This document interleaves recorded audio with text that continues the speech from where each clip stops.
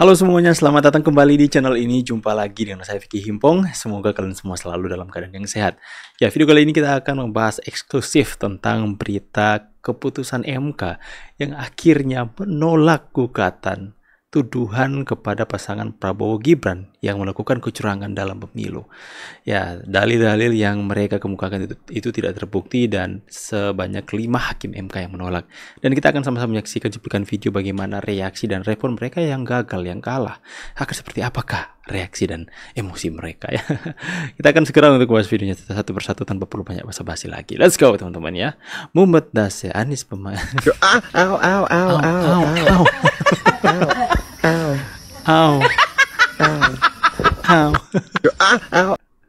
Keputusan MK bukan kiamat. Memang setuju sih. Kalau berpikir memang. Keputusan MK bukan kiamat. Walaupun para hakim konstitusi akan diminta pertanggungjawaban oleh Allah Subhanahu wa taala yang merupakan Ahkamul Hakimin. Ini yang tidak mereka sadari. Maka tidak ada titik kembali.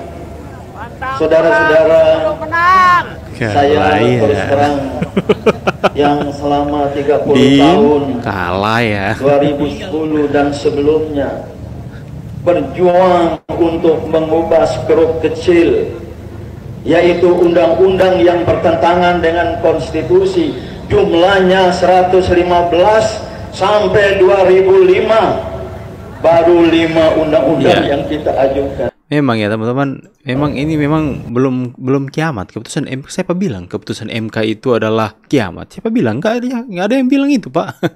Anda halu ya, Din.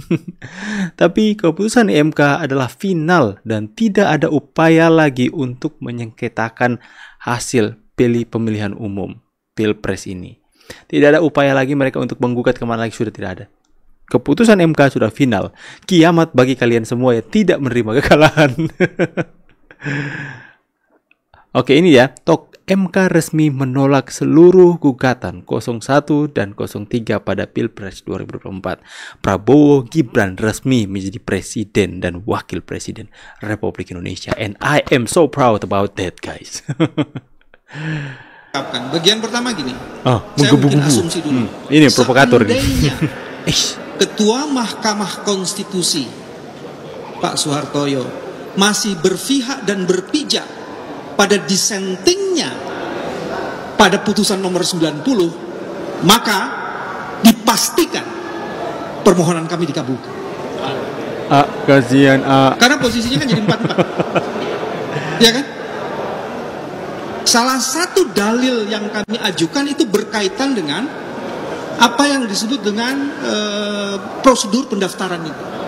Bila saja dissenting opinion dalam putusan 90 masih dijadikan basis dan dasar untuk memutus permohonan sengketa Pilpres ini, dipastikan permohonan dari 01 dan 03 bangun narasi untuk memanas-manasi pendukung mereka. Ini tersangka seumur hidup ini ya. Nah, ini soal-soal sifat-sifat kenegarawanan ya. Apakah pergeseran-pergeseran ini karena memang value atau tekanan? Saya nggak bisa memastikan. Membangun opini lagi di tengah-tengah masyarakat. Membangun opini supaya memanas-manasi pendukung mereka ya. Gini. Yang kedua yang menarik ini. Teman-teman, kalau mau nangis aja. Dalam sejarah sengketa Pilpres di Indonesia ada dissenting opinion, tidak pernah ada. 2004, 2009, 2014, never. Ini langsung 3. Jadi hari ini ada 3 hakim konstitusi yang membuat dissenting opinion, maka hakim konstitusi ini sedang menulis peradaban demokrasi di Indonesia ini. Itu cuma bikin senang kaum kalian aja supaya nggak terlalu sakit dan sedih. Dia sedang menulis sejarah demokrasi di Indonesia ini. Sehingga kepadanya harus diapresiasi. Salam takzim dari kami. Mahkamah Konstitusi marwahnya dijaga melalui proses dissenting opinion ini. Kalau menurut Profesor Arif tadi, nyala obor demokrasi dihidupkan.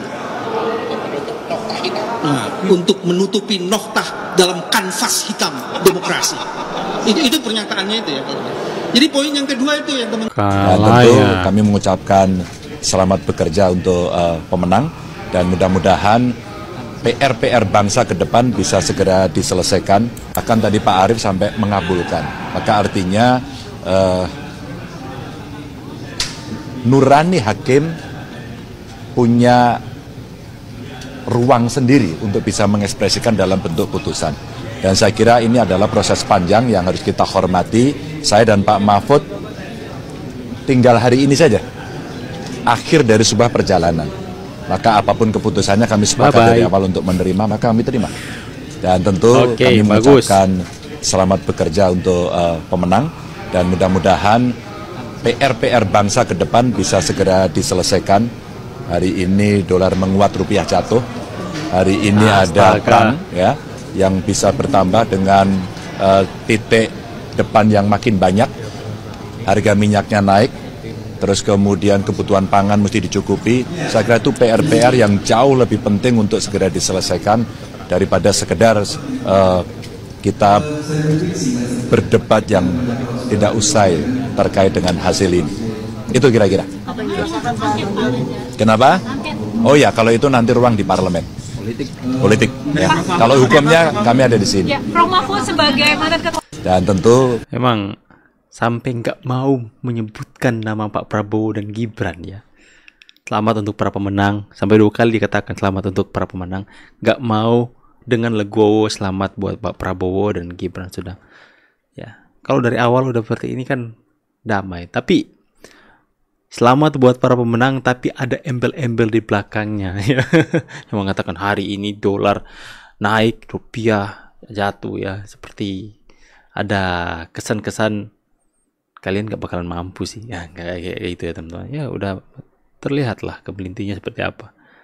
Membaca keterangan amicus curiae dari petisi Brawijaya, Barisan Kebenaran untuk Demokrasi, Tim Pembela Demokrasi Indonesia PTDI, dan Pergerakan Advokat Nusantara atau Perkat Nusantara, Aliansi Akademisi dan Masyarakat Sipil, Tonggak Persatuan Gerakan Umum Nusantara atau TOPGAN, Pusat Kajian Hukum dan Keadilan Center for Law and Social Justice, Fakultas Hukum Universitas Gadjah Mada, Panji R. Hadinoto, M. Busro Mukodas dan kawan-kawan, Dewan Mahasiswa Justisia Fakultas Hukum Universitas Gadjah Mada, Badan Eksekutif Mahasiswa Fakultas Hukum Universitas Pajajaran, Badan Eksekutif Mahasiswa Fakultas Hukum Universitas Diponegoro, dan Badan Eksekutif Mahasiswa Fakultas Hukum Universitas Erlangga, Megawati Soekarno Putri dan Hasto Kristianto, Forum Advokat Muda Indonesia atau PAMI, Yayasan Advokasi Hak Konstitusional Indonesia atau YAKIN, Aliansi Penegak Demokrasi Indonesia atau ABDI, Stefanus Hendrianto, serta Komunitas Cinta Pemilu Jujur Adil atau KCP Jurdil. Memeriksa alat bukti pemohon, termohon, pihak terkait dan Badan Pengawas Pemilihan Tapi tidak Umum, dipertimbangkan ya, hanya membaca. duduk perkara dan seterusnya dianggap dibacakan. Dibacakan tanpa Pak Ganjar dipertimbangkan. menganjurkan kita untuk bertanya kepada dirinya. Tapi sebelum kita bertanya, mari lebih baik kita dengarkan omongan Pak Ganjar. ya mau nanya apa? Oh enggak, kalau persiapan sudah siapkan hari ini, tinggal putusan dari majelis, maka kita akan mendengarkan putusan itu. Tentu apapun hasilnya kita akan menunggu di sana, dan saya kira saya dengan Pak Mahfud orang yang sangat taat pada konstitusi, apapun pasti akan kita ikuti. Dan tentu saja tim hukum juga sudah menyiapkan itu, maka tugas kita hari ini adalah datang untuk mendengarkan putusan itu. Pak Ganjar. Jebeng bayi, kapan lo sadari sampean iki yo? Sebelum MK memutuskan pun, kita sebagai rakyat pun sudah bisa menebak yo akan keputusan para hakim di MK. Yo toh, sampean iki nek wis kalah mbok sing legowo, sing nerimo dari awal ngono kuwi lho, jan luwih diakui rakyat jos jempolan sampean iki. Ora malah menggugat ke sana kemari sampai memaksa keadaan melakukan tuntutan njaluk diskualifikasi 02 dan menuntut pilihan ulang yura ngarah dikabulne to Pak Ganjar.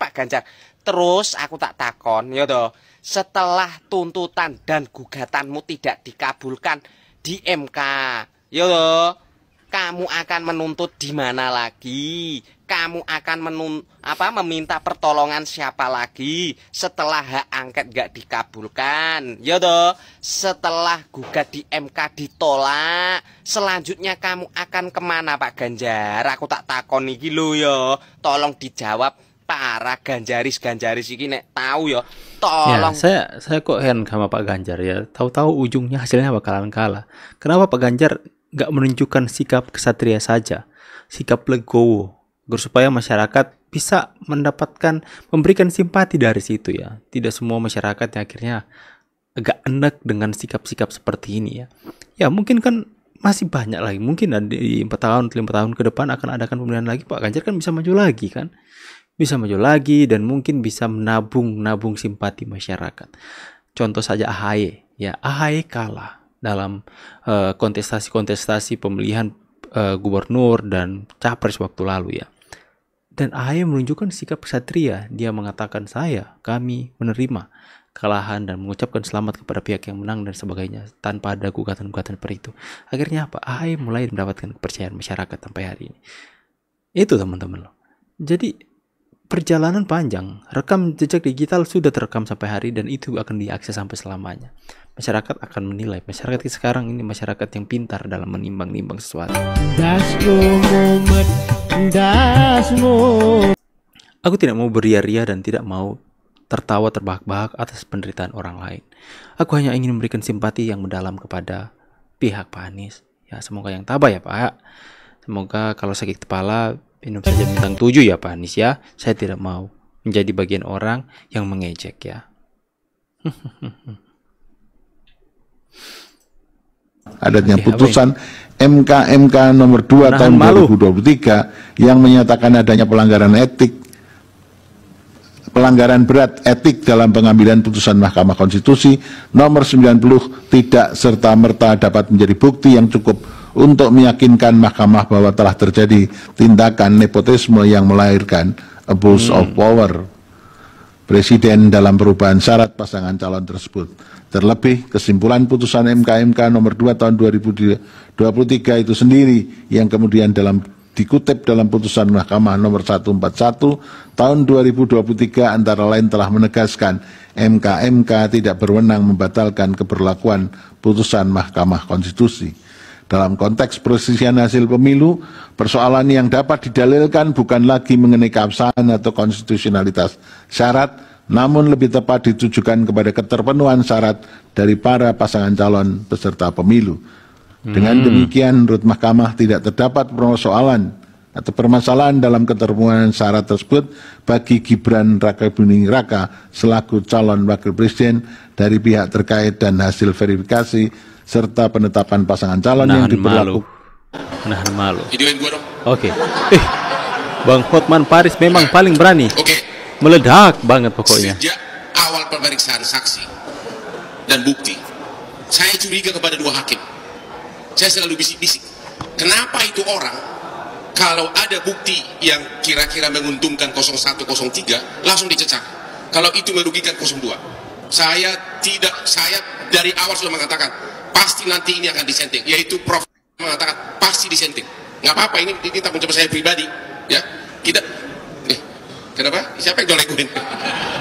Jadi ada 3 disenting, 2 diantaranya adalah Saldi Isra sama Eni Purbaningsih yang dari awal saya sudah curiga dia bakal disenting atau tidak akan ada niat untuk memenangkan 02 ya. Yang aneh lagi pendapatnya Profesor Eni adalah dia mengatakan dia tidak melihat bansos itu di APBN. Ini benar-benar aneh banget itu orang. Ya benar loh, dia bilang begitu tadi. Dia tidak melihat ada bansos di APBN, ya kan? Yang kedua, Saldi Isra mengatakan bahwa memang bansos itu ada. Tapi dia bilang sangat masif menjelang pemilu. Yang paling aneh lagi, makanya saya dari kemarin itu saya sorot terus kepada Saldi Isra, Sirekap. Dulu saya dibentak sama dia gara-gara saya ngotot soal Sirekap. Karena Sirekap itu kan sudah tidak dipakai, yang dipakai adalah perhitungan manual. Ternyata dia tidak disenting, setuju dia sama pendapat gua itu. Ya, jadi padahal kemarin gua dibentak, hampir diusir saya dari sidang. Ya, jadi sekali lagi 2 dari hak yang disenting itu saya curiga dari awal. Ya, curiga dari awal. Sangat-sangat serius saya. Saya udah asal dia bertanya selalu yang mengarah merugikan 02. Apalagi mau ngomong apa lagi ya? Ya. Memang popo-popo ini. Pak Regis, silakan. Saya tidak ngomong banyak.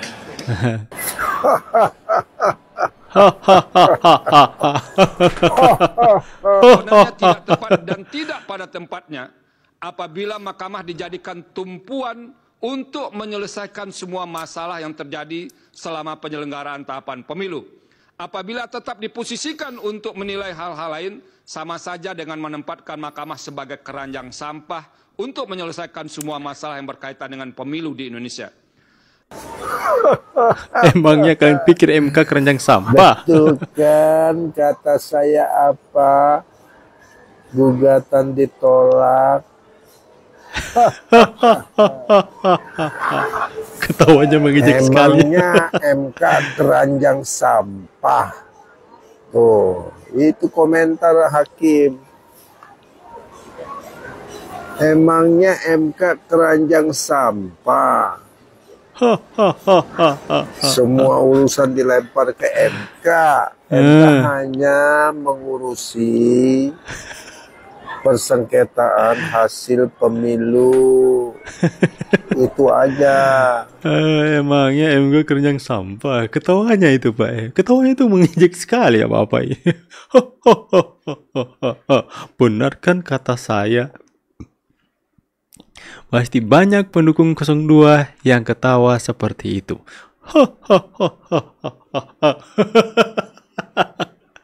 Lucu sekali teman-teman. Aduh, lucu. Kalian tulis di kolom komentar ya. Selamat buat Pak Prabowo Gibran.